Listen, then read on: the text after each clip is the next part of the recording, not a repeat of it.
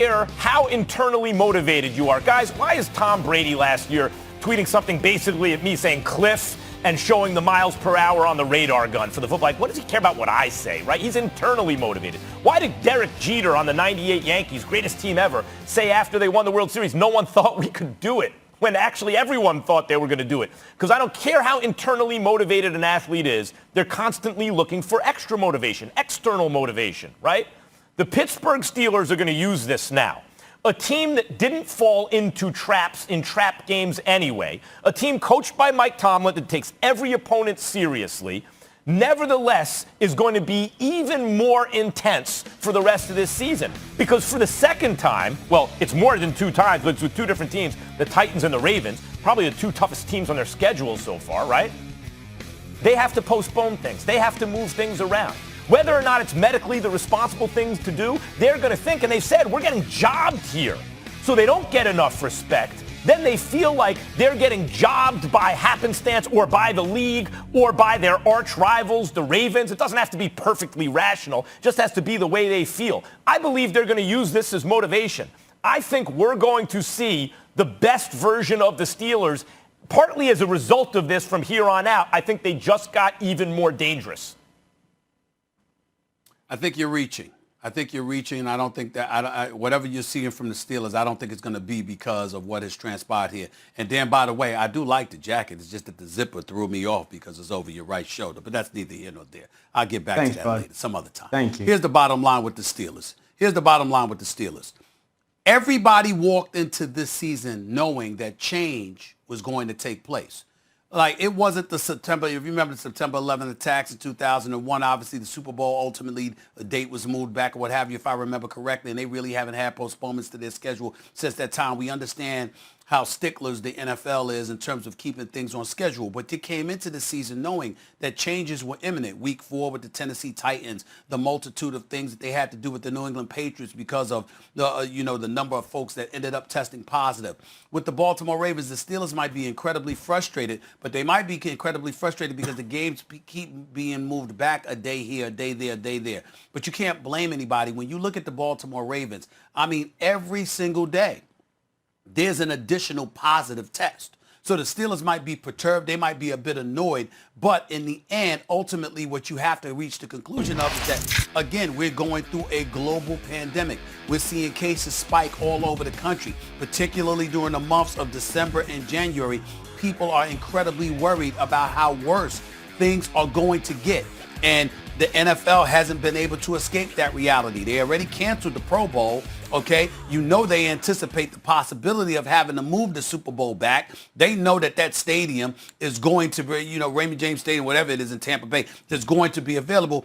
All of these contingency plans have been addressed. So when you're the Pittsburgh Steelers or any NFL team for that matter, because we're talking about COVID-19, in the immediate moment, it might be frustrating because you're trying to get on the schedule. You know you're ready to go and the other team is not.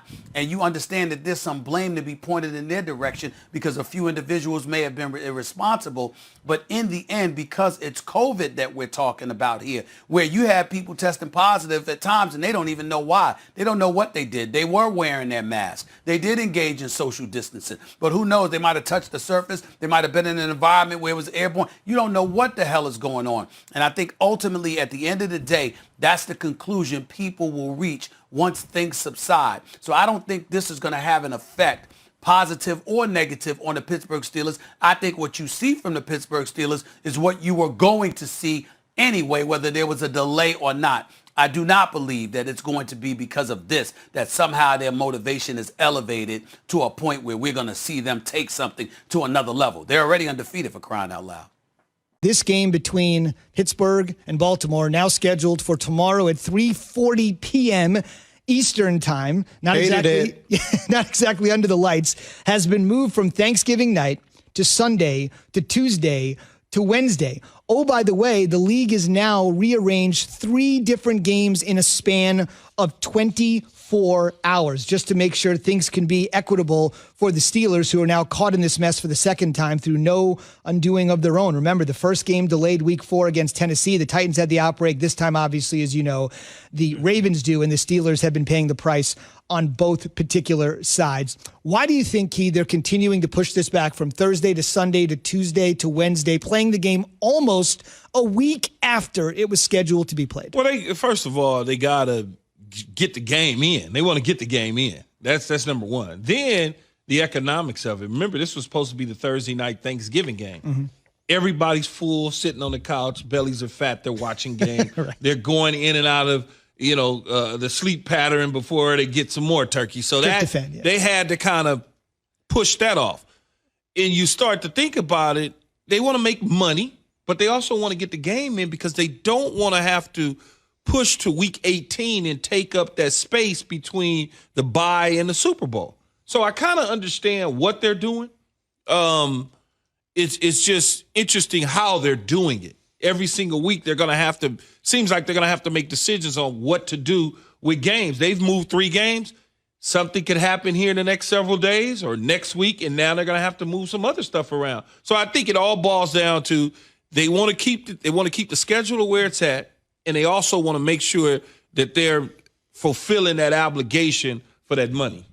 I think it's BS. I think it is so unfair to the Pittsburgh Steelers, Key. It really is. Somebody internally, a staffer, was disciplined by the organization for this supposed outbreak, right? Baltimore, yep. In Baltimore. So I sit there and I say, okay, well, the Broncos were forced to play their game without their QBs, without some of the players, obviously, that were in that team meeting that didn't wear a mask.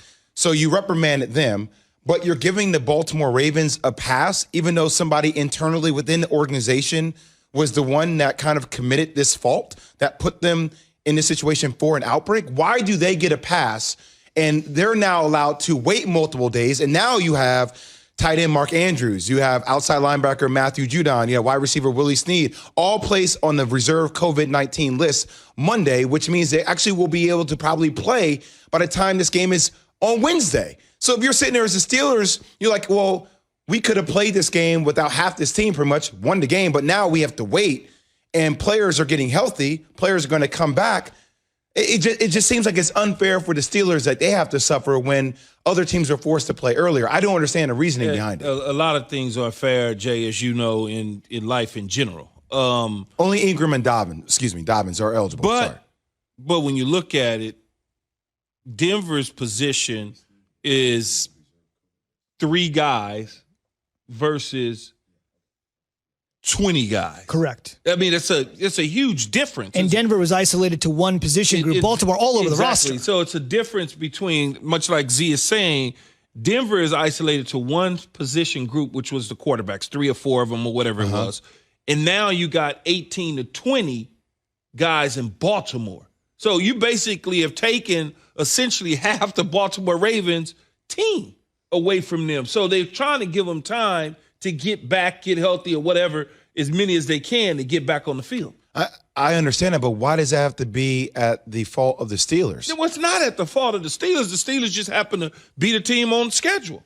Yeah, the team that's undefeated, the team that's trying to win a Super Bowl, and now they're going to be forced to play. I know it's they're going to be forced to change their schedule again when they were supposed to play on Thursday. Now, all of a sudden, they moved it to where it is now, a week later, basically, on a Wednesday. A Wednesday at 3:30 p.m. And then they got to come back around again, I think, and play on a Monday. Mm-hmm. So 3:30 p.m. game on a Wednesday. Yeah, I don't think we care about the time, though, right? I mean, as a player, I don't really care about the time, right? I mean, I don't. I mean, if you say, let's go at 8 o'clock in the morning, I'm sure Big Ben will be ready to go at 8 o'clock in the morning. One guy that's protecting Big Ben is the Steelers offensive lineman, Zach Banner. It's time for Straight Talk, brought to you by Straight Talk Wireless. Keep in mind, the NFL expanded rosters from 53 to 55 guys. They also expanded the practice squad. Essentially, That means you can have way many more guys available to you every single week, just in case something like this were to happen. So Zach Banner was on Freddie and Fitzsimmons on ESPN Radio last night and essentially said, why up the roster number if we are going to continue to delay kickoff? At some point, there has to be a decision made that we're going to play this game. Like, I just don't see how, honestly, and this is how kind of most of us feel, we just don't understand how the whole Denver thing, like, I understand, like, you know, there's been people getting tested every single day. That probably is the only rational reason. That, you know, they're not sure if there's any more contagious people over there. But, I mean, Denver's just played without any quarterback. You know what I mean? They just brought their guy up off a P squad. So I thought we have extended rosters for a reason, but that's just me. No, he and Zach, big Zach Trojan, by the way, USC. He won't play, but he's obviously repping the guys that are going to play and say this is why we expanded rosters, just for this eventuality. That is true, but the rosters are not expanded to the degree of the type of play, all the players that you're missing. They don't have. I don't even know all the position groups in Baltimore, but just off the top of my head, it's not like they got 3 running backs sitting on the practice squad. It's not like they got several offensive linemen. Yeah, they may have 1 or 2 or 3 or 4 of these, but they don't have, it's not a whole entire new team that you can pick from. There's only a couple players that, you know, they may have a couple defensive backs, a couple linebackers.